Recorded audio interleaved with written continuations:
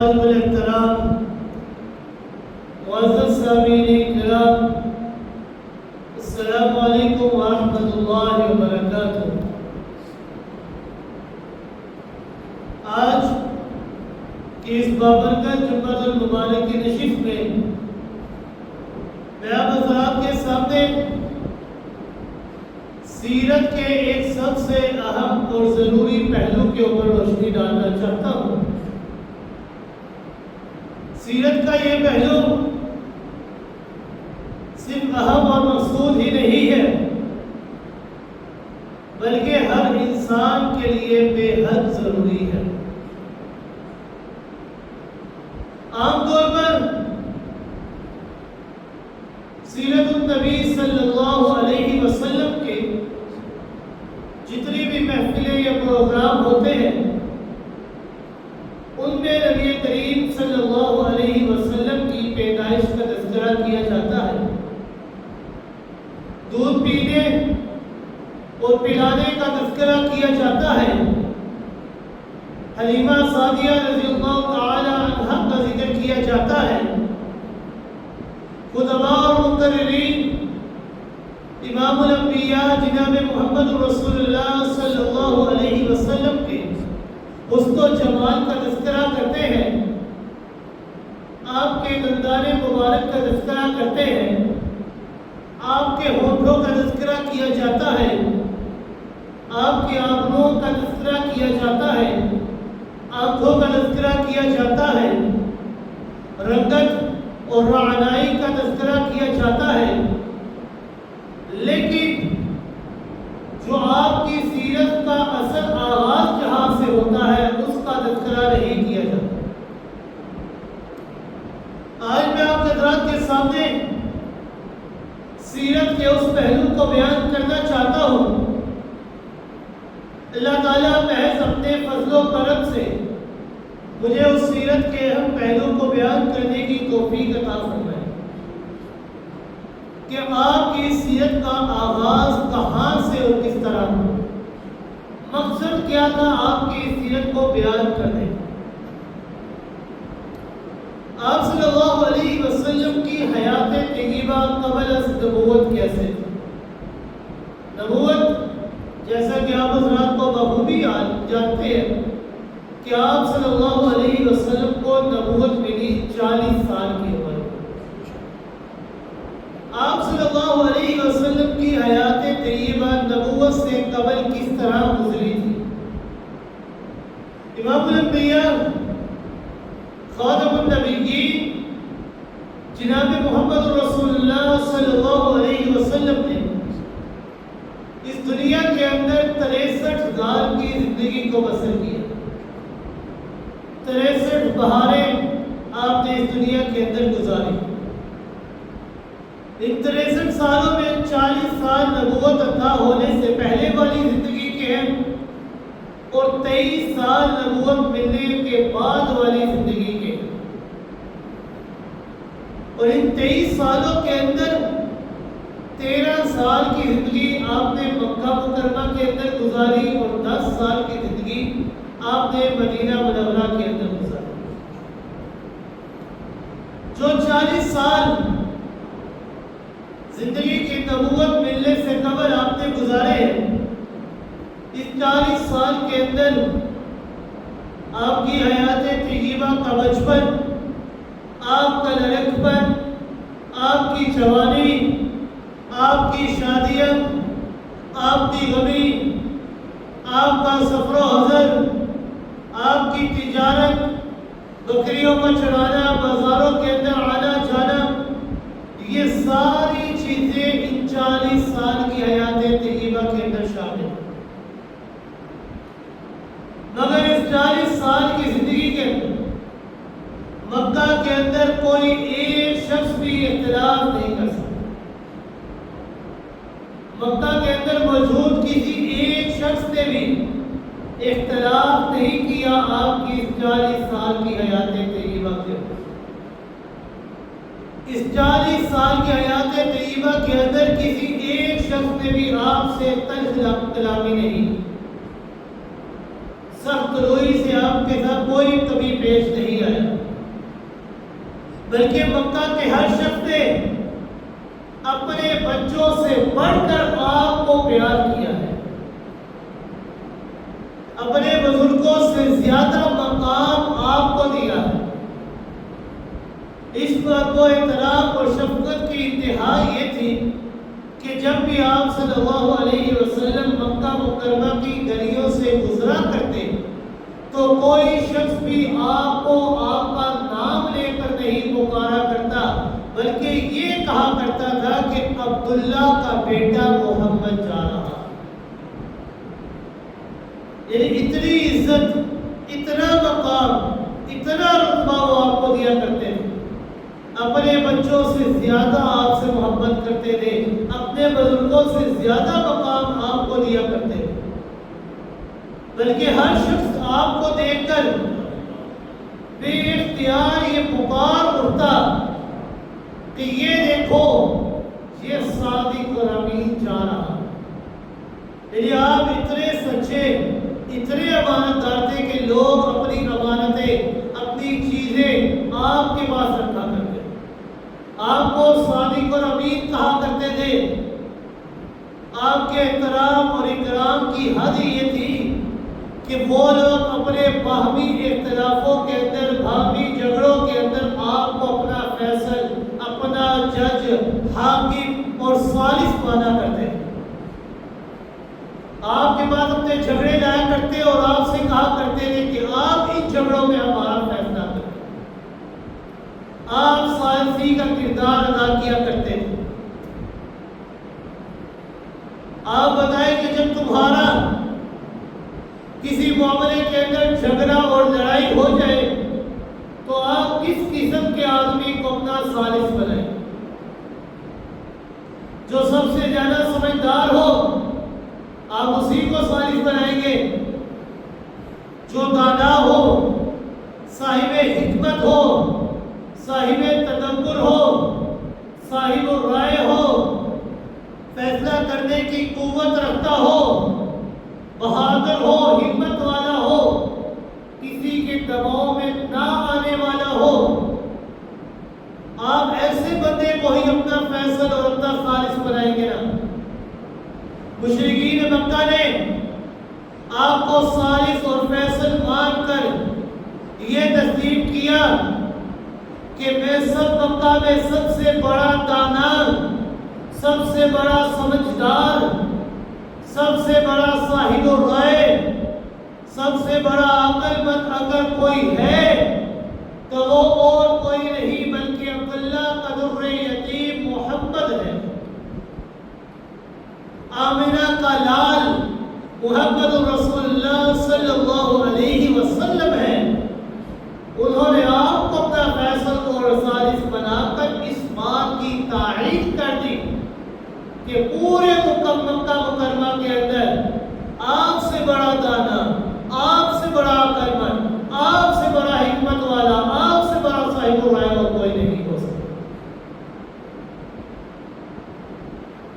اس کی ایک مثال دیتا ہوں، ذرا توجہ سے سنیے گا اور آپ کو علم ہوگا کہ آپ صلی اللہ علیہ وسلم کو اللہ رب العزت نے کتنی حکمت عطا کی، کتنا بڑا صاحب رائے، کتنا بڑا دانا اور عقل مند بنایا۔ مشرکین مکہ نے بیت اللہ کو گرا کر نئے سرے سے اس کی تعمیر کرنا چاہی۔ جب بیت اللہ کو گرا دیا گیا، نئے سرے سے تعمیر کی گئی، بیت اللہ کی دیواریں بلند ہوئی، حجر اسود کو نصب کرنے کا جب وقت قریب آ گیا، بیت اللہ کی تعمیر ہو گئی، اب حجر اسود کو بیت اللہ کی دیوار میں نصب کرنا تھا، تو ہر قبیلے، ہر خاندان کی، ہر کنبے کی یہ تمنا اور یہ خواہش تھی کہ حجر اسود کو دیوار میں رکھنے کی سعادت اور شرف یہ ہمیں ملنا چاہیے۔ ہر قبیلے کی تمنا یہ تھی کہ یہ شرف، یہ اعزاز ہمارے قبیلے کو ملنا چاہیے۔ اب پتھر تو ایک تھا، نسب کوئی ایک کر سکتا تھا، لیکن اب اسی وجہ سے قبیلوں کے درمیان اختلاف بڑھنا شروع ہو گیا۔ اختلاف اس قدر بڑھ گیا کہ لوگوں کی تلواریں بے نیام ہو گئی، تلواریں ننگی ہو گئی۔ سمجھدار اور دانا لوگوں نے کہا کہ اس مسئلے میں اختلاف نہ کرو، بلکہ اس طرح کرو کہ جو شخص سب سے پہلے بیت اللہ کے دروازے سے داخل ہو، آپ ایک کام کریں، اس شخص کو اپنا ثالث بنا لیں کہ وہ اس فیصلے میں، اس جھگڑے کے اندر فیصلہ کرے کہ حجر اسود کو کون سا قبیلہ دیوار کے اندر نصب کرے۔ سب لوگ اس بات کے بارے میں مان گئے، نگاہیں بیت اللہ کے دروازے کے اوپر جما کر بیٹھ کے، اور اچانک دیکھتے ہیں کہ مکہ مکرمہ میں بیت اللہ کے دروازے سے عبد المطلب کا پوتا عبداللہ کا لخت جگر، آمنہ کا درہ یتیم، خاتم النبیین پیغمبر جناب محمد رسول اللہ صلی اللہ علیہ وسلم داخل ہو رہے ہیں۔ آپ صلی اللہ علیہ وسلم کو بیت اللہ کے دروازے سے داخل ہوتے دیکھ کر سب قبیلوں کی نگاہوں نے جب یہ دیکھا تو سارے کے سارے قبیلے جھوم اٹھے، خوشی منانے لگے، بیک آواز میں یہ کہنے لگے کہ جاء الامین، کہ امین آ گیا ہے، جاء صدیق، صدیق آ گیا ہے۔ اب ہمارے جھگڑے کا اگر کوئی فیصلہ ہوگا تو وہ فیصلہ بالکل حق اور سچ کے اوپر مبنی ہوگا۔ اور یہ کہنے پر مجبور ہو کے سارے قبیلے کہ جو فیصلہ عبداللہ کا بیٹا محمد کرے گا ہمیں وہ فیصلہ منظور ہوگا۔ پھر آپ صلی اللہ علیہ وسلم جو کہ مکہ مکرمہ کے اندر سب سے بڑے صاحب الرائے، سب سے بڑے دانا اور عاقل مند شخص تھے، آپ صلی اللہ علیہ وسلم نے ثابت کیا اور ایک بہت ہی خوبصورت فیصلہ فرمایا۔ آپ صلی اللہ علیہ وسلم نے فیصلہ فرمایا اور اس فیصلے کے اوپر عمل کرتے ہوئے فرمایا کہ یہ میں نے اپنی چادر بچھا دی ہے، اب اس چادر کے درمیان میں حجر اسود کو رکھ دیا گیا ہے، ہر قبیلے کے ایک ایک سردار کو دعوت دی گئی اور کہا گیا کہ اس چادر کے 4 کونے ہیں، چاروں کونوں سے تمام قبیلوں کے سردار ایک ایک ہاتھ سے پکڑ لے اور اس چادر کو اٹھا لے، حجر اسود کو اٹھا لیا جائے۔ جب حجر اسود کو اٹھایا گیا چادر کے ذریعے، جب کعبہ کی دیوار کے قریب ہوئے تو آپ صلی اللہ علیہ وسلم نے اپنے دستے مبارک سے اس حجر اسود کو کعبہ کی دیوار کے اندر نصب کر دیا، تو جو جھگڑا تھا اس کو بھی ختم کر دیا۔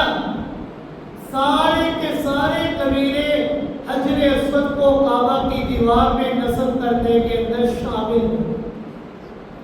سب کو یہ شرط حاصل ہو گیا کس طرح کہ سارے کے سارے قبیلوں نے اس چادر کو اٹھا کر حجر اسود کو کعبہ کی دیوار کے قریب لے کر آئے، اور آپ صلی اللہ علیہ وسلم نے اپنے دستے مبارک سے حجر اسود کو کعبہ کی دیوار میں نصب فرما دیا۔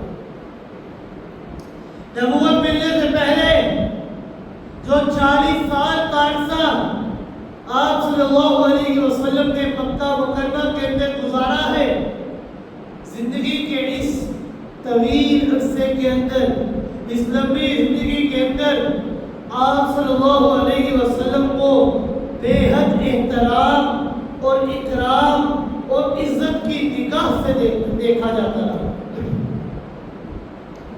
آپ صلی اللہ علیہ وسلم کو لوگ بڑے پیار اور محبت کی نگاہ سے دیکھا کرتے تھے، لوگ اپنے بچوں سے بڑھ کر آپ کے ساتھ پیار کیا کرتے تھے، اپنے بڑوں سے زیادہ مقام اور رتبہ آپ کو دیا کرتے تھے، آپ اپنے جھگڑوں کے اندر فیصل اور ثالث مانا کرتے تھے، لوگ آپ کی صداقت اور امانت اور دیانت کے قائل بھی رہے ہیں اور اقرار بھی کرتے رہے ہیں کہ آپ کے جیسا صادق اور امین ہم نے کبھی نہیں دیکھا۔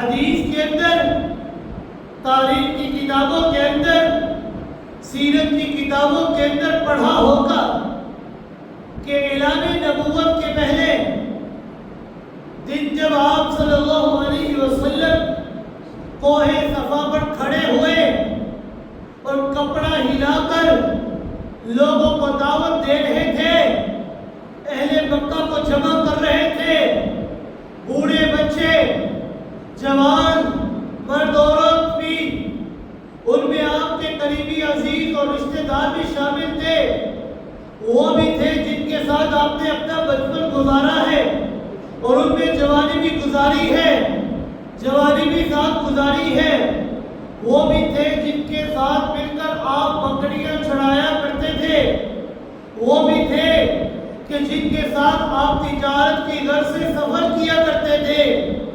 آپ صلی اللہ علیہ وسلم نے اعلان نبوت کرنے سے پہلے لوگوں سے سوال کیا، فَقَدْ لَبِثْتُ فِيكُمْ عُمُرًا مِنْ قَبْلِهِ، کہ لوگوں میں نے تمہارے درمیان اپنی زندگی کے 40 سال گزارے ہیں، زندگی کا ایک بہت لمبا عرصہ میں نے تمہارے درمیان گزارا ہے، میرا بچپن تم نے دیکھا ہے، میری جوانی تمہارے سامنے ہے، تم نے میرے بچپن کے دوست اور جوانی کے ساتھی موجود ہیں، بچپن کے دوستوں سے اور دوستوں کی باتیں اور جوانی کی یادوں سے اور یاری کے راز بھی چھپے ہوئے ہیں، میری خلوت میں اور میری خلوت تمہارے سامنے ہے، میرا سفر و حضر یہ بھی تمہارے سامنے ہے، میری تجارت اور میری بکریوں کا چڑھانا یہ بھی تمہارے سامنے ہے، میرا دکھ بھی تمہارے سامنے ہے، میرا سکھ بھی تمہارے سامنے ہے، میری خوشی بھی تمہارے سامنے، میری غمی بھی تمہارے سامنے۔ کیا تم میری زندگی کی سفید چادر پر کوئی داغ، کوئی دھبا دکھا سکتے ہو؟ بتاؤ تم مجھے کہ زندگی کے اس لمبے عرصے کے اندر کیا کوئی ایسی غلطی میں نے کی ہے جو تم مجھے بتلا سکتے ہو؟ کیا اس زندگی کے اس لمبے عرصے کے اندر 40 سالہ مکہ مکرمہ کی زندگی کے اندر کیا تم نے مجھے سچا پایا ہے یا جھوٹا پایا ہے؟ ساری قوم نے بیک زبان ہو کر ایک ہی جواب دیا ہے۔ کیا جواب دیا؟ جربنا لکا مرارا، کہ ہم نے آپ کو ایک مرتبہ نہیں، 2 مرتبہ نہیں، 3 مرتبہ نہیں، سینکڑوں مرتبہ نہیں، بلکہ ہزاروں مرتبہ، لاکھوں مرتبہ ہم نے آپ کو آزمایا ہے، بڑی سے بڑی مشکل کے اندر ہم نے آپ کو ڈالا ہے، لیکن ہم نے آج تک آپ کو کبھی بھی جھوٹا نہیں پایا، آپ کو ہمیشہ صادق اور امین ہی پایا ہے۔ ہر آزمائش کے اندر آپ بالکل سچے اور کھڑے ثابت ہوئے۔ ہم نے 40 سال کی اس چادر کے اندر کوئی ایک دھبا بھی، کوئی ایک سوراخ بھی نہیں دیکھا۔ آپ صلی اللہ علیہ وسلم نے پھر فرمایا کہ اگر میں کہوں کہ پہاڑ کی دوسری جانب سے ایک بہت بڑا لشکر آ رہا ہے جو تمہارے اوپر حملہ آور ہونا چاہتا ہے، کیا تم سارے کے سارے میری اس بات کا اقرار کر لو گے؟ اب لوگوں نے سوچا کہ ہماری تو دشمنی کسی کے ساتھ ہے نہیں، یہ ہم پر حملہ آور ہونے والا لشکر کون سا ہوگا؟ بعض ذمہ دار اور جہاں دیدہ لوگوں نے پہاڑ کے اوپر چڑھ کر پہاڑ کی دوسری جانب دیکھا کہ ہمیں شاید کوئی ایک سپاہی یا کوئی گھوڑا یا کوئی لشکر نظر آ جائے، لیکن ان کو پہاڑ کی دوسری جانب کوئی ایک سپاہی بھی نظر نہیں آیا، کوئی لشکر تو گیا، لشکر کا نام و نام بھی نظر نہیں آیا، کوئی ایک چیز بھی نظر نہیں آئی۔ لوگ سوچنے لگے کہ ہمیں تو پہاڑ کی جانب کوئی چیز نظر نہیں آ رہی، اور آپ کہہ رہے ہیں کہ فوجی آ رہے ہیں، لشکر آ رہا ہے۔ آپ صلی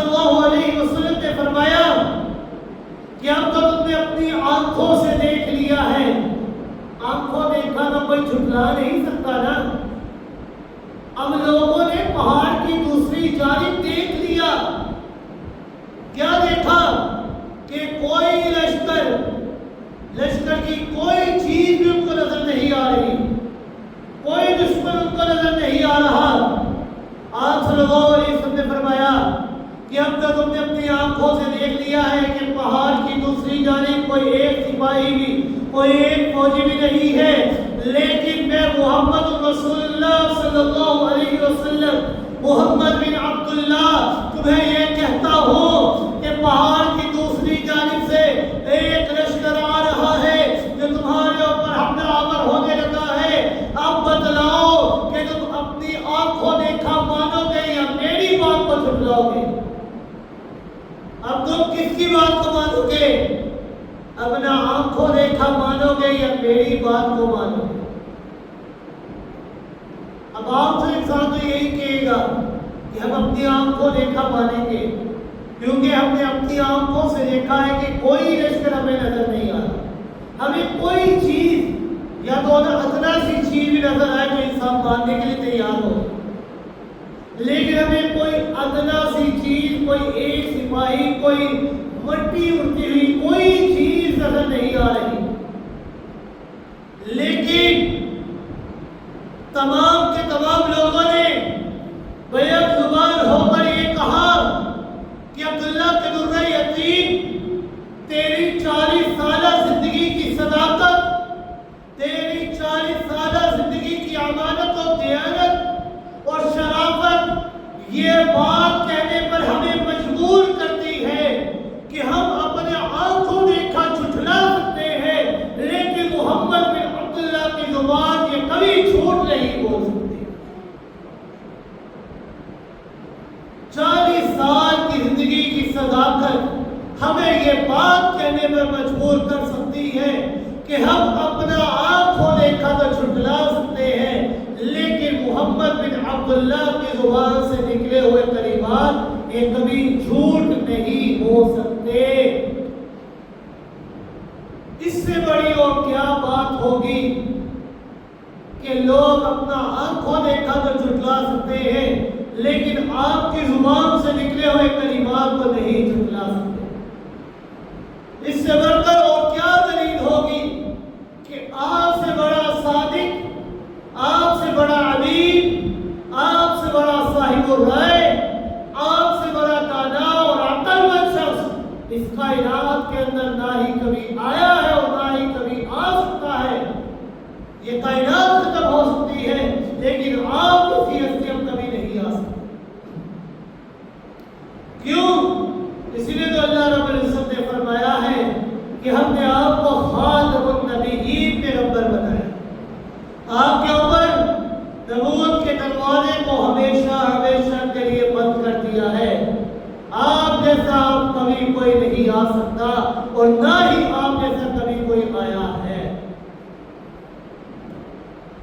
40 سال تک آپ کی صداقت کے قائل، آپ کی دیانت کے قائل، آپ کی امانت کے قائل، لیکن جب 40 سال بعد نبوت کا تاج آپ کے سر پر سجایا گیا، نبوت کا تاج آپ کو عطا کیا گیا، آپ نے ان کو اللہ کا پیغام سنایا، تو بیک وقت ایک لمحے کے اندر محبت عداوت کے اندر بدل گئی۔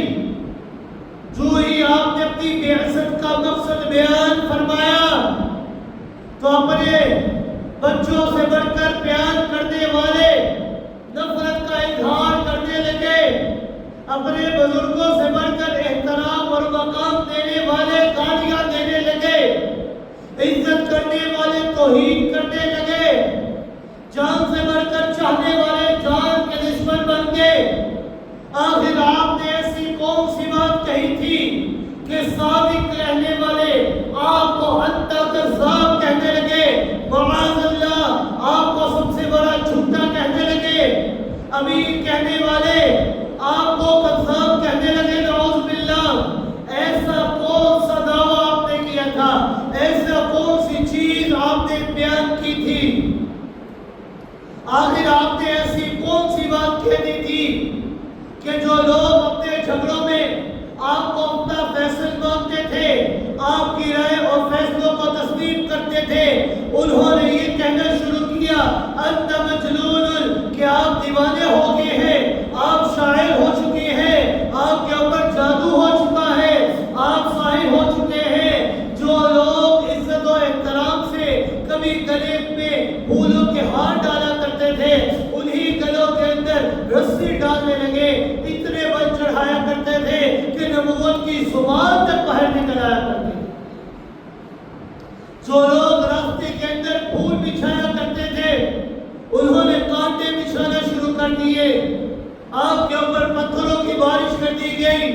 آپ خون میں نہا گئے، خون جوتیوں میں جم گیا، پاؤں مبارک کا جوتیوں سے نکلنا مشکل ہو گیا، فتوے لگنے لگے، الزام تراشیاں ہونے لگی، بھکتیاں کسنے لگے، سوشل بائیکاٹ کر دیا گیا، 3 سال تک شیب بنی ہاشم کے اندر آپ کو قید کر دیا گیا، درختوں کے پتے اور چمڑے ابال ابال کر آپ کھانا کھایا کرتے تھے، اپنے بیگانے ہو گئے۔ آخر میں وہ کون سا مسئلہ تھا کہ اس مسئلے کو جن لوگوں نے مان لیا ان کو ظلم و ستم کا نشانہ بنایا گیا، انہیں تپتے ہوئے کوئلوں کے اوپر لٹایا گیا، گرد زمین پر گھسیٹا گیا، آنکھوں میں لوہے کی گرم سلاخیں پھیری گئی، انہیں مکہ کے چوراہوں میں 2 ٹکڑے کر کے کاٹ دیا گیا ان کے وجود کو۔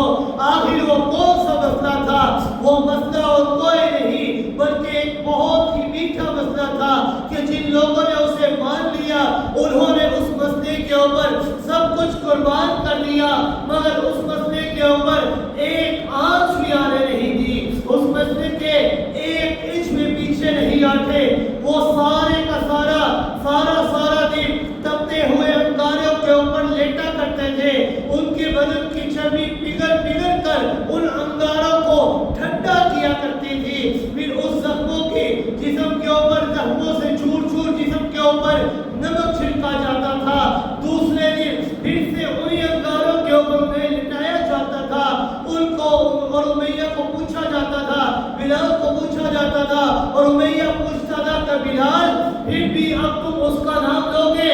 کیا تم محمد کا نام اب بھی لو گے؟ بلال مسکرا کر کہتا ہے کہ اے ظالم امیہ، اس کو ماننے کا جتنا مزہ آج مجھے آیا ہے اپنی ساری زندگی کسی چیز کے اندر مجھے اتنا مزہ نہیں آیا۔ علامہ اقبال نے کہا تھا کہ وہ آستان نہ چھوٹا تجھ سے ایک دم کے لیے، وہ آستان نہ چھوٹا تجھ سے ایک دم کے لیے، کسی کے شوق میں تو نے مزے ستم کے لیے، جفا جو عشق میں ہوتی ہے وہ جفا ہی نہیں، جفا جو عشق میں ہوتی ہے وہ جفا ہی نہیں، ستم نہ ہو تو محبت میں کچھ مزہ ہی نہیں۔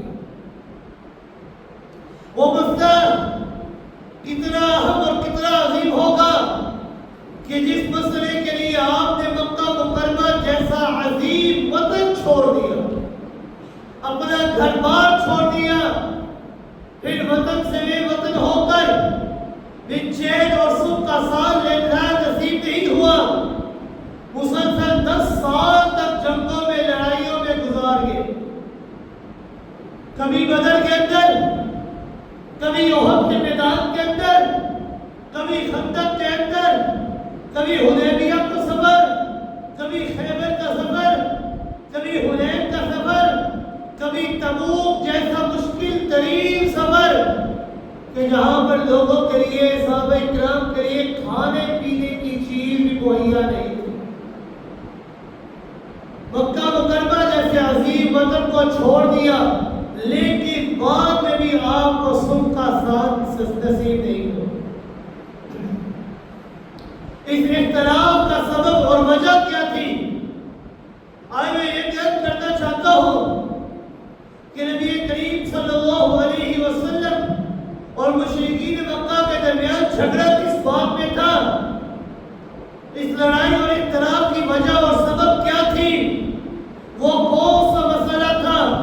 وہ کون سا نقطہ تھا کہ جس مسئلے اور جس نقطے کے اوپر مکہ مکرمہ کی متفقہ آبادی، متحدہ قوم، جتنے مذہبی گردہ بندی ہو گئی، ان میں اختلاف اور جھگڑا ہوا، شدید جھگڑا ہوا۔ ایک جماعت انتہائی کمزور اور قلیل جو کہ محمد عربی صلی اللہ علیہ وسلم کے ساتھی بن گئے، دوسری جماعت کے لوگ اپنے کفر پر اور انکار کے اوپر جمے ہوئے تھے، جن کے پاس مال و دولت کی فراوانی تھی، ہتھیاروں کی فراوانی تھی، جو اپنے کفر کے اوپر اور انکار کے اوپر جمے بیٹھے تھے۔ یہ لڑائی ہر گھر تک کے اندر پہنچی، گھر گھر کے اندر جھگڑا ہوا، گھر گھر کے اندر فساد ہوا، گھر گھر کے اندر اختلاف اور انتشار ہوا، ماں باپ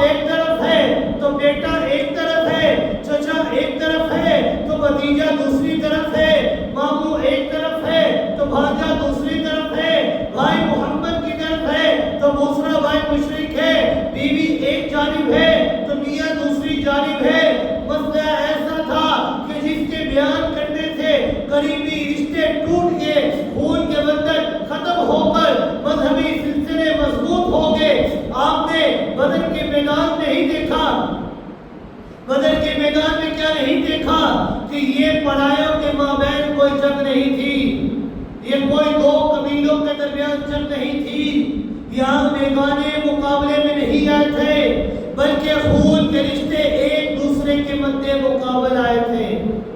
ابو بکر رضی اللہ تعالی عنہ پرچم محمدی کے نیچے ہے تو ان کا بیٹا عبد الرحمن ابو جہل کی طرف سے آیا ہے۔ حمزہ رضی اللہ تعالی عنہ پرچم محمدی کے نیچے ہے تو بھائی عباس تو ابو جہل کی طرف سے آیا ہے۔ علی رضی اللہ تعالی عنہ ادھر ہے تو ان کا بھائی عقیل ادھر ہے۔ ابن خطاب رضی اللہ تعالی عنہ ادھر ہے تو ان کے ماموں ادھر ہے۔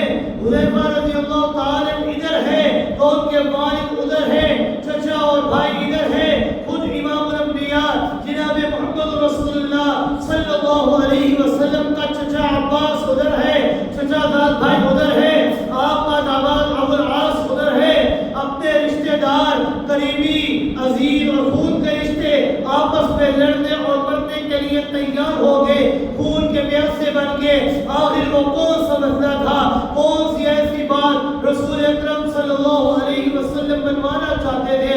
کیا وہ جھگڑا زمین کا تھا؟ کیا وہ جھگڑا مال و دولت کا تھا؟ کیا وہ زر کا تھا یا زن کا تھا؟ وہ جھگڑا نہ تو مال و دولت کا تھا، وہ جھگڑا نہ ہی زمین کا تھا، وہ جھگڑا کسی ایسی چیز کا نہیں تھا، بلکہ اختلاف اور جھگڑا یہ اس بات کا تھا کہ جو آپ صلی اللہ علیہ وسلم منوانا چاہتے تھے وہ مان نہیں رہے تھے۔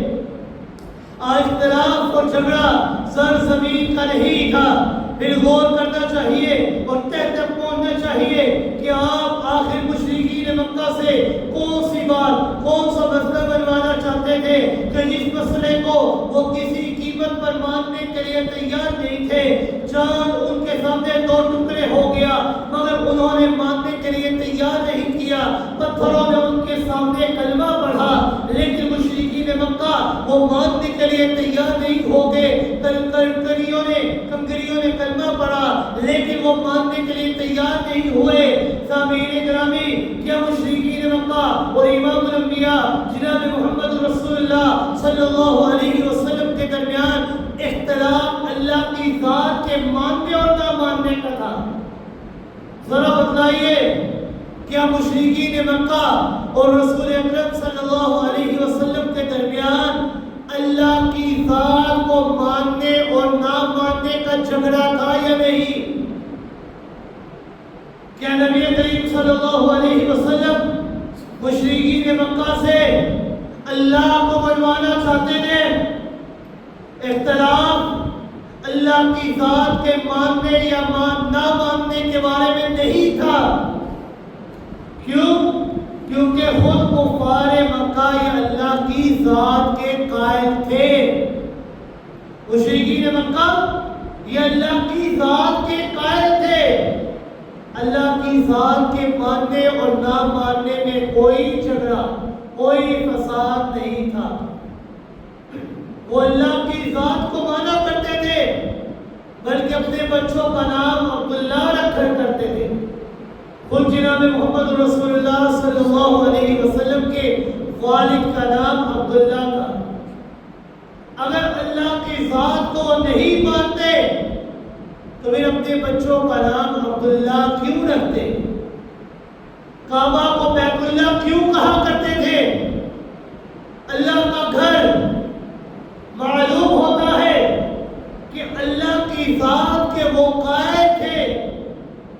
جھگڑا یہ اللہ کی ذات کے ماننے اور نہ ماننے کا نہیں تھا۔ کیا جھگڑا اللہ کی صفات کے بارے میں طے تھا؟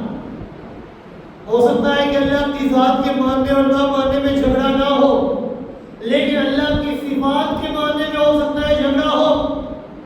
کہ ہو سکتا ہے مشرکین مکہ یہ اللہ کی صفات کے قائل نہیں ہوں گے اور نبی کریم صلی اللہ علیہ وسلم ان سے اللہ کی صفات کو منوانا چاہتے ہوں گے۔ قرآن مقدس کا اگر انسان صحیح معنوں میں مطالعہ کرے تو انسان کو اس بات کے بارے میں بخوبی علم ہوگا کہ مشرکین مکہ یہ اللہ کی صفات کے قائل تھے۔ اللہ کی صفات کے بارے میں بھی کوئی جھگڑا نہیں تھا، لیکن ایسا کون سا جھگڑا ہوا کہ اپنے بیگانے ہو گئے، دوست دشمن بن گئے، رشتے ناطے چھوٹ گئے؟ اللہ کی ذات کے بارے میں جھگڑا نہیں، اللہ کی صفات کے بارے میں جھگڑا نہیں، کیونکہ مشرکین مکہ خود اللہ کو خالق مانا کرتے تھے، اللہ کو رازق مانا کرتے تھے، ان کو محیی اور ممیت مانا کرتے تھے اور مدبر مانا کرتے تھے۔ قرآن مقدس نے ان کے اس عقیدے کی گواہی ان الفاظوں کے اندر پیش کی ہے کہ رب کائنات نے فرمایا، سورہ یونس آیت نمبر 31 ہے، قُلْ مَن يَرْزُقُكُم مِّنَ السَّمَاءِ وَالْأَرْضِ أَمَّن يَمْلِكُ السَّمْعَ وَالْأَبْصَارَ وَمَن يُخْرِجُ الْحَيَّ مِنَ الْمَيِّتِ وَيُخْرِجُ الْمَيِّتَ مِنَ الْحَيِّ وَمَن يُدَبِّرُ الْأَمْرَ فَسَيَقُولُونَ اللَّهُ۔ کہ میرے محبوب پیغمبر صلی اللہ علیہ وسلم، آپ اگر ان سے سوال کریں نا، قُلْ مَن يَرْزُقُكُم مِّنَ السَّمَاءِ وَالْأَرْضِ، کہ آسمان و زمین سے تمہیں رزق کون عطا کرتا ہے، تمہارا رازق کون ہے؟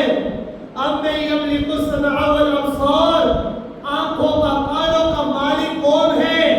وَمَن يُخْرِجُ الْحَيَّ مِنَ الْمَيِّتِ وَيُخْرِجُ الْمَيِّتَ مِنَ الْحَيِّ، زندہ کو مردہ سے، مردہ کو زندہ سے نکالنے والا کون ہے؟ وَمَن يُدَبِّرُ الْأَمْرَ، اور تمام کاموں کے اوپر طاقت رکھنے والا، اختیار رکھنے والا کون ہے؟ آپ ان سے سوال کریں، جواب وہ خود دیں گے۔ جواب کیا دیں گے؟ فَسَيَقُولُونَ اللَّهُ، کہ یہ سارے کے سارے کام کرنے والا اکیلا اللہ ہے۔ تو کیا معلوم ہوا؟ اللہ کی ذات کے بارے میں جھگڑا نہیں تھا، اللہ کی صفات کے بارے میں جھگڑا نہیں تھا۔ آج عقل میں پڑھنے والا اپنے آپ کو خاتم النبیین کا امتی اور عاشق کہلانے والے کا عقیدہ بھی ذرا سنیے اور پھر فیصلہ کیجئے کہ ان دونوں کے درمیان مشرک کون ہے۔ آج کی مسلمان کہلانے والے کا عقیدہ یہ ہے کہ میرے روزی میرا خواجہ مجھے دیتا ہے، قبر والا مجھے روزی دیتا ہے، لیکن مشرکین مکہ کا عقیدہ کیا تھا کہ ہمیں روزی عطا کرنے والا یہ قبر والا نہیں بلکہ اکیلا اللہ ہے، زندہ کو مردہ سے نکالنے والا، مردہ کو زندہ سے نکالنے والا یہ کون ہے؟ اکیلا اللہ ہے اور کوئی نہیں ہے۔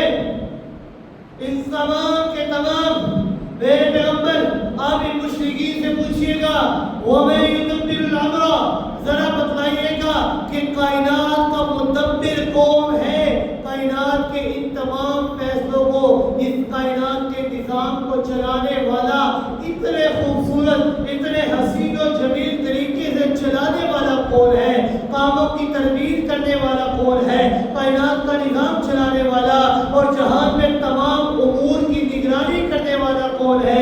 یہ دن رات کا نظام، یہ کبھی دن بڑے ہو جاتے ہیں، راتیں چھوٹی ہو جاتی ہیں، کبھی راتیں بڑی ہو جاتی ہیں، دن چھوٹے ہو جاتے ہیں، سورج کا اپنے وقت کے اوپر طلوع ہو جانا، اپنے وقت کے اوپر غروب ہو جانا، چاند کا ظاہر ہو جانا، چاند کا چھپ جانا، یہ آفتاب و مہتاب کا اپنے اپنے وقت پر طلوع ہونا، اپنے اپنے وقت پر غروب ہو جانا، یہ آسمان و زمین کا ستاروں سے مزین ہو جانا، کبھی گرمی کا آ جانا، کبھی سردی کا آ جانا، کبھی موسم بہار کا آ جانا، کبھی موسم خزاں کا آ جانا، کبھی بارش کا آ جانا، کبھی برف باری کا آ جانا۔ یہ دنیا میں تو کوئی دنیا میں کوئی توانگری دینے والا، کوئی غریب ہے، کوئی صحت مند ہے، کوئی بیمار ہے، کوئی عالم ہے، کوئی جاہل ہے، کسی کے ہاں لڑکے ہی لڑکے ہیں، کسی کے ہاں لڑکیاں ہی لڑکیاں ہیں، کوئی بے اولاد ہے، کوئی جیل کی تنگ تاریک کوٹری کے اندر ہے، کوئی آزادی والی زندگی بسر کر رہا ہے، کوئی بادشاہوں والی زندگی بسر کر رہا ہے، کسی کے بعد بلند و بالا محلات ہے تو دوسرا جھوپڑی کے اندر زندگی بسر کر رہا ہے۔ یہ پوری دنیا کا نظام، یہ زمین و آسمان کا نظام، یہ نباتات و حیوانات، یہ فصلیں اور گلشن، یہ جنگل اور ان میں رہنے والے درندے، یہ فضائیں اور ان میں اڑنے والے پرندے، یہ حشرات الارض، یہ کیڑے مکوڑے اور یہ رینگنے والے جاندار، ہاں تم بتاؤ یہ تمام جہان کا نظام چلانے والا اور ان تمام کاموں کی تدبیر کرنے والا آخر کون ہو سکتا ہے؟ اور کوئی نہیں ہو سکتا. اگر ہو سکتا ہے تو وہ اور کوئی نہیں، اکیلا اللہ ہے. میرے پیارے پیغمبر، آپ ان سے پوچھئے مشرکین سے کہ یہ سارے کائنات کا نظام اتنے حسین و جمیل طریقے سے چلانے والا کون ہے؟ وَمَن يُدَبِّرُ الْأَمْرَ، تدبیر کرنے والا تمام کاموں کا کون ہے؟ فَسَيَقُولُونَ اللَّهُ، تو وہ سارے کے سارے یہی کہیں گے کہ ان تمام کاموں کی تدبیر کرنے والا اور کوئی نہیں بلکہ اللہ ہے. تو بھی بتائیے سورہ مومنون رکوع نمبر 5 میں اللہ رب العزت نے مشرکین مکہ کے ایک اور عقیدے کا ذکر کیا. ان کا عقیدہ کہ وہ مالک، رب اور حاکم صرف اور صرف اکیلے اللہ کو مانتے تھے اور کسی کو نہیں مانتے تھے. نہ ہی لات، منات، عزا، حضر کسی کو بھی حاکم، رب، مالک نہیں مانتے تھے. مالک، رب، حاکم اگر وہ مانتے تھے تو صرف اکیلے اللہ کو مانا کرتے تھے. اللہ رب العزت نے سورہ مومنون آیت نمبر 89 کے اندر بیان فرمایا قُلْ مَن بِيَدِهِ مَلَكُوتُ كُلِّ شَيْءٍ وَهُوَ يُجِيرُ وَلَا يُجَارُ عَلَيْهِ إِن كُنتُمْ تَعْلَمُونَ سَيَقُولُونَ لِلَّهِ قُلْ فَأَنَّىٰ تُسْحَرُونَ. کہ میرے محبوب پاک پیغمبر صلی اللہ علیہ وسلم، آپ ان مشرکین اور اپنے ان مخالفین سے ذرا پوچھئے تو صحیح کہ کس کے ہاتھ میں اختیار ہے ہر چیز کا؟ یعنی مختار کل اصل میں کون ہے؟ داتا اور تصویر کون ہے؟ اور وہ بچا لیتا ہے اور اس سے کوئی بچا نہیں سکتا. اگر وہ بچانا چاہے تو کوئی مشکل کے اندر گھیر نہیں سکتا. اگر وہ مشکلات کے اندر گھیرنا چاہے تو کوئی بچا نہیں سکتا. آپ ان سے پوچھئے قُلْ مَن بِيَدِهِ، کس کے پاس یہ اختیار ہے، کس کے پاس یہ طاقت ہے؟ تو وہ جواب دیں گے سَيَقُولُونَ لِلَّهِ، یہ طاقت، یہ اختیار، یہ تصرف اور کسی کے پاس نہیں بلکہ اکیلے اللہ کے پاس ہے اور کسی کے پاس نہیں. لیکن آج کا کلمہ کو مشرکین مکہ کا عقیدہ تھا کہ ہر چیز کا اختیار اللہ تعالیٰ کے پاس ہے، ہر شے کا اختیار یہ اللہ کے پاس ہے. جس کو وہ پکڑے اسے چھڑا کوئی نہیں سکتا، دوسروں کی پکڑ سے وہ چھڑا لیتا ہے. لیکن آج کا مدعی اسلام، آج کا کلمہ گو جو یہ کہتا ہے کہ مختار الانبیاء ہو سکتے ہیں، مختار الاولیاء ہو سکتے ہیں، یہ جو چاہے کر سکتے ہیں، ان سے کوئی پوچھنے والا نہیں، بلکہ یہ تو یہاں تک کہا کرتے ہیں کہ خدا جس کو پکڑے چھڑا لے محمد، خدا جس کو پکڑے چھڑا لے محمد، محمد کا پکڑا کوئی چھڑا نہیں سکتا. اب ذرا بتائیے مشرک کون ہو؟ مشرکین مکہ کا عقیدہ یہ ہے کہ مختار کل مالک اکیلا اللہ ہے. اگر اللہ نے پکڑ لیا تو کوئی چھڑا نہیں سکتا. لیکن آج کا کلمہ وہ کہتا ہے کہ اگر اللہ پکڑ لے تو محمد چھڑا لے، ایسا نہیں ہو سکتا. کیوں؟ کیونکہ تمام چیزوں کا اختیار، تصرف، مختار کل، داتا اور دستگیر اگر کسی کی ذات ہے تو وہ صرف اللہ کی ذات ہے اور کسی کی ذات نہیں ہے. جس طرح رب کائنات نے قرآن مقدس کے اندر فرمایا، بڑی مشہور آیت ہے، ہر انسان جانتا ہوگا، قُلِ اللَّهُمَّ مَالِكَ الْمُلْكِ تُؤْتِي الْمُلْكَ مَن تَشَاءُ وَتَنزِعُ الْمُلْكَ مِمَّن تَشَاءُ وَتُعِزُّ مَن تَشَاءُ وَتُذِلُّ مَن تَشَاءُ بِيَدِكَ الْخَيْرُ. ہر چیز کا اختیار کس کے پاس؟ اللہ کے پاس. خود اللہ فرما رہے ہیں اپنی رائے اور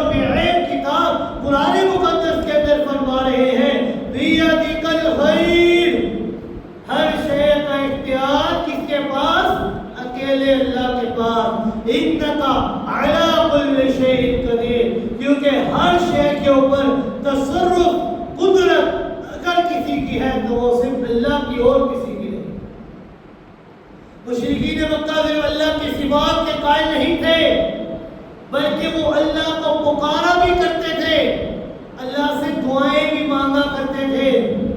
اللہ رب العزت نے قرآن مقدس کے اندر ان کی دعا کا ذکر فرمایا کہ جب وہ میدان بدر کی طرف بڑھنے لگے تو انہوں نے دعا مانگی، اللہم ان کان ھذا ھو الحق من عندک فامطر علینا حجارۃ من السماء او ائتنا بعذاب علیم، کہ اے اللہ سے دعا مانگ رہے ہیں، اللہم اے اللہ اگر یہ محمد رسول اللہ صلی اللہ علیہ وسلم واقعی تیرے سچے اور آخری نبی ہے تو اے اللہ ہمارے اوپر پتھروں کی بارش برسا دے یا ہمارے اوپر اور کوئی دردناک عذاب لے کر۔ کس سے دعا مانگ رہے ہیں؟ اللہ سے دعا مانگ رہے ہیں۔ کون کا عقیدہ، ان کا تصرف، ان کا نظریہ یہی تھا کہ ہر شے کا اختیار کس کے پاس؟ اللہ کے پاس۔ ہر شے میں تصرف فی الامور اگر کوئی ہے تو وہ صرف اللہ کی ذات ہے اور کسی کی ذات نہیں۔ مشرکین مکہ حج یا عمرہ کا احرام باندھتے تو وہ یہ تلبیہ پڑھا کرتے تھے، لبیک لا شریک لک ان الحمد والنعمت لک والملک لا شریک۔ حضرت سوچئے لا شریک لک، مشرکین مکہ یہ عربی جانتے، ان کو عربی زبان کے بارے میں بخوبی علم تھا، وہ عربی کے ایک ایک لفظ کے بارے میں جانتے تھے کہ ہم اپنی زبان سے کیا کلمہ نکالیں۔ اب وہ جب حج اور عمرے کا احرام باندھتے تو یہ کہا کرتے تھے لبیک لا شریک لک، کہ اللہ ہم اس بات کے بارے میں مانتے ہیں کہ تیرا کوئی شریک نہیں، تو وحدہ لا شریک ہے، تیرا کوئی اور شریک نہیں ہے۔ مشرکین مکہ، میری اس ساری گفتگو سے آپ کو اس بات کے بارے میں بخوبی علم ہو چکا ہوگا کہ جن لوگوں میں امام الانبیاء جناب محمد رسول اللہ صلی اللہ علیہ وسلم مبعوث ہوئے وہ اللہ تعالیٰ کی ذات کے منکر نہیں تھے، نہ ہی اللہ کی صفات کے منکر تھے، بلکہ وہ اللہ تعالیٰ کی ذات کے قائل، کعبہ کو بیت اللہ کہنے والے، اپنے بچوں کا نام عبداللہ رکھنے والے تھے۔ وہ تو اللہ کو اپنا خالق و مالک، قادر و مختار، محیی و ممیت، مدبر تسلیم کرنا کرتے تھے، بلکہ وہ اللہ تعالیٰ کو پکارا بھی کرتے تھے، اللہ سے دعائیں بھی مانگا کرتے تھے، لا شریک لک کے ترانے گایا کرتے تھے کہ اللہ تیرا کوئی اور شریک نہیں ہے۔ لیکن ہو سکتا ہے ان کا جھگڑا امام الانبیاء جناب محمد رسول اللہ صلی اللہ علیہ وسلم سے نبوت اور رسالت کے بنوانے میں ہو سکتا ہے، لیکن ان کا جھگڑا نبوت اور رسالت کے بارے میں بھی ہرگز نہیں تھا۔ مشرکین مکہ سیدنا ابراہیم خلیل اللہ علیہ السلام، سیدنا اسماعیل ذبیح اللہ علیہ السلام کی نبوت اور رسالت کے قائل تھے، اور بلکہ صرف قائل ہی نہیں تھے بلکہ ان کی بعض سنتوں کے اوپر عمل بھی کیا کرتے تھے، ان کی سنتوں کے مطابق اپنے بچوں کی ختنے کروایا کرتے تھے، داڑھی رکھا کرتے تھے، زیر ناف بال کٹوایا کرتے تھے، لبیں کٹواتے تھے، ان کے افعال کو سیدنا ابراہیم خلیل اللہ علیہ السلام کی سنت سمجھ کر ادا کیا کرتے تھے۔ اب اس بات سے معلوم ہوا کہ ان کا جھگڑا مشرکین مکہ کا آپ صلی اللہ علیہ وسلم سے اللہ کی ذات اور صفات کے بارے میں نہیں، انبیاء کی نبوت اور رسالت کے بارے میں نہیں ہے، لیکن ہو سکتا ہے کہ آپ صلی اللہ علیہ وسلم کا مشرکین مکہ سے اس بات کے بارے میں، اعمال صالحہ کے بارے میں جھگڑا ہو، نماز، روزہ، زکوٰۃ، حج، قربانی، طواف، سعی بین الصفا والمروہ، خدمت حجاج، عقیقہ اور اعتکاف، ان کے بارے میں جھگڑا ہو کہ آپ صلی اللہ علیہ وسلم ان سے یہ بات منوانا چاہتے ہو۔ لیکن اس لیے کہ شاہ ولی اللہ محدث دہلوی رحمہ اللہ نے اپنی شورۂ آفاق کتاب حجت اللہ بالغہ کے اندر کے اعمال کا تذکرہ لکھا ہے کہ مشرکین مکہ یہ اعمال کیا کرتے تھے، یہ نماز بھی ادا کرا کرتے تھے، روزے بھی رکھا کرتے تھے، زکوٰۃ بھی ادا کیا کرتے تھے، حجاج کو سنتو بھی پلایا کرتے تھے، ان کی خدمتیں بھی کیا کرتے تھے، یہ سارے کام کیا کرتے تھے، بلکہ ان کے تمام اعمال میں سے ایک عمل تو ایسا ہے کہ آج کے دور کے اندر بھی اس کی مثال پیش نہیں کی جا سکتی۔ انہوں نے ایک ایسا عمل کیا کہ اس ایک عمل کی مثال آج کے دور کے اندر بھی پیش نہیں کی جا سکتی۔ ان کا عمل کیا تھا کہ وہ بیت اللہ کو جب نئے سرے سے تعمیر کرنے لگے تو اعلان کیا گیا کہ ہر قبیلہ تعمیر کے اخراجات کے لیے چندہ دے۔ اعلان کیا کہ ہر قبیلہ تعمیر کے لیے چندے کے اخراجات دے۔ تعمیر کرنے لگے، لیکن ساتھ اعلان کیا کہ وہ چندہ دے، اتنا پیسہ دے کہ جو حلال کی کمائی سے کمایا گیا، حرام کی کمائی ہم بیت اللہ کی تعمیر پر خرچ نہیں کرنا چاہتے۔ اب بتائیے کہ آج کا کوئی عالم اور خبیر خطیب جب بھی وہ چندہ مانگتا ہے تو کیا یہ اعلان کرتا ہے کہ چندہ دینے لگے ہو لیکن حلال کی کمائی سے دینا، حرام کی کمائی سے نہ دینا؟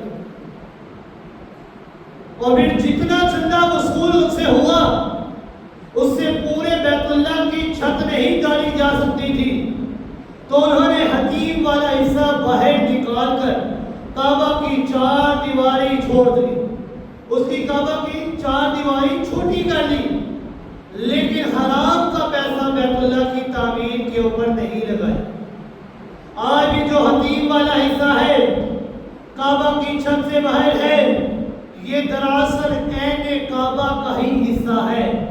جس شخص نے حتیم کے اندر نماز پڑھ لی گویا کہ اس نے کعبہ کے اندر عین نماز پڑھ لی، اس کو کعبہ کے اندر عین نماز پڑھنے کا ثواب مل گیا۔ انہوں نے یہ عمل بھی کیا کہ بیت اللہ کی تعمیر کراتے ہوئے حلال کی کمائی سے جتنے بیت اللہ کی تعمیر ہو سکی اتنا بنایا، باقی چھوڑ۔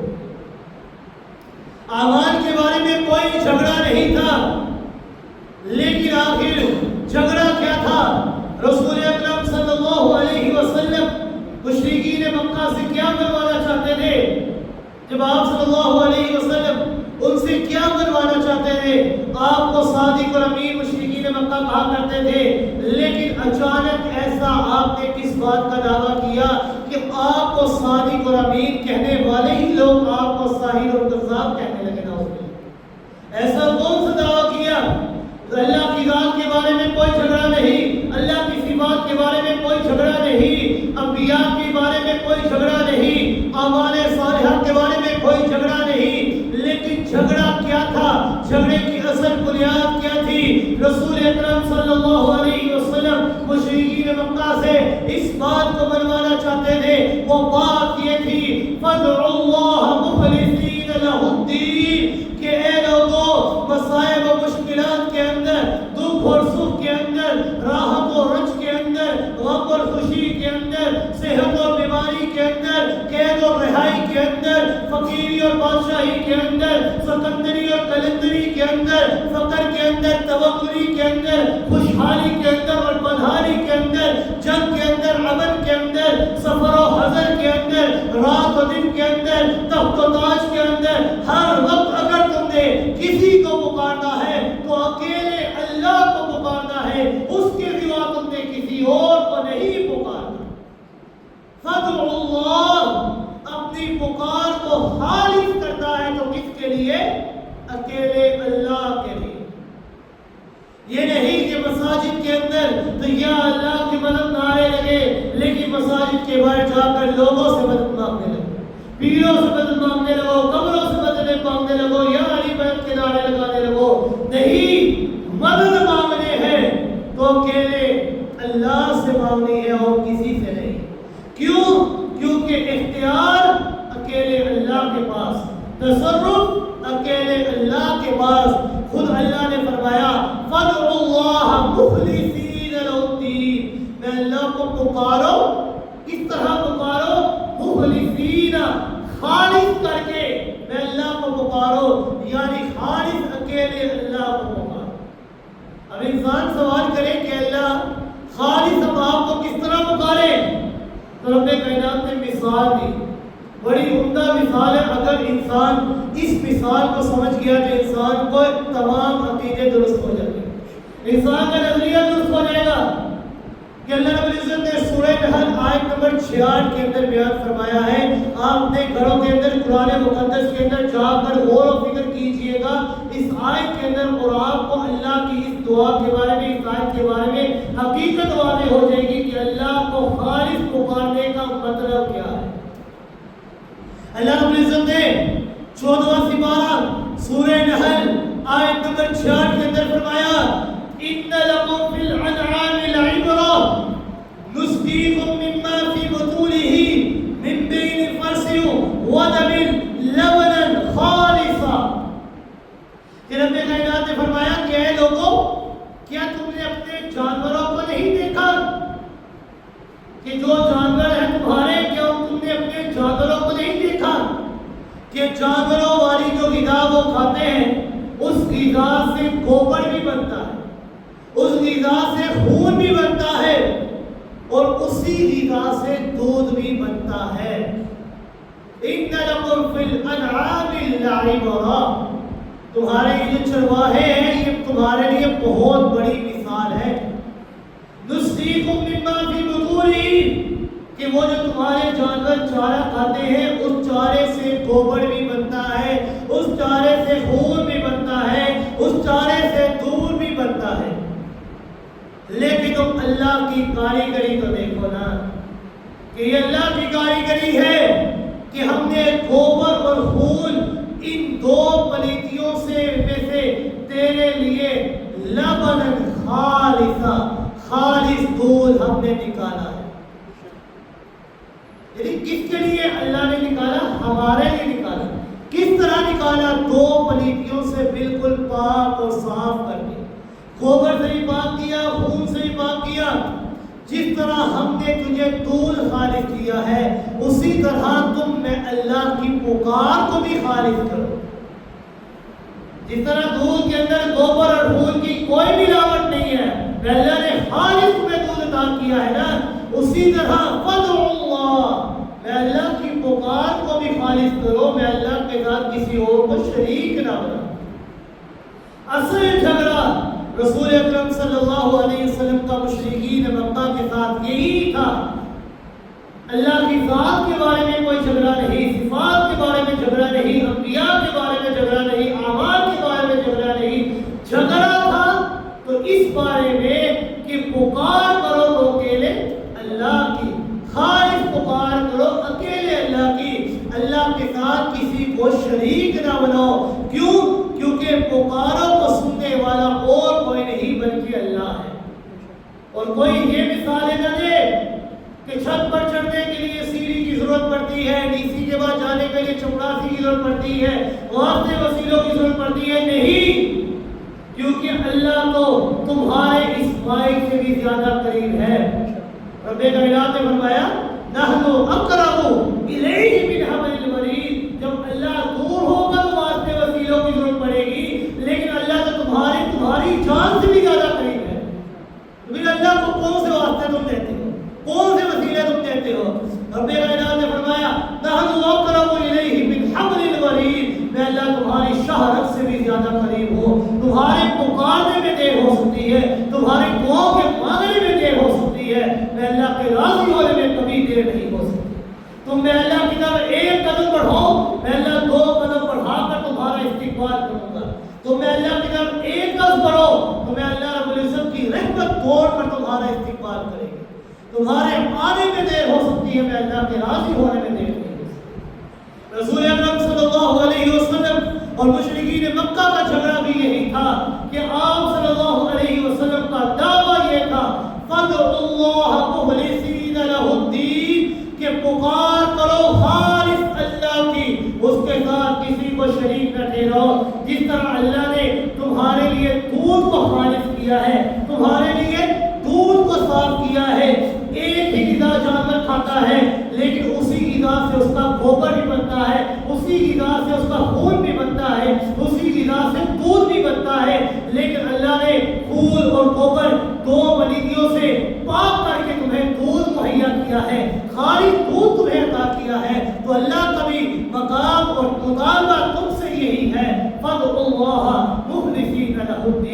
کہ تم اپنی پکار کو بھی میں اللہ کے لیے خالص کرو، میں اللہ کے ساتھ کسی کو شریک نہ ٹھہراؤ۔ تو دعا ہے اللہ رب العزت سے کہ اللہ رب العزت ہمیں صحیح معنوں میں عمل کرنے کی توفیق عطا فرمائے۔ وما علینا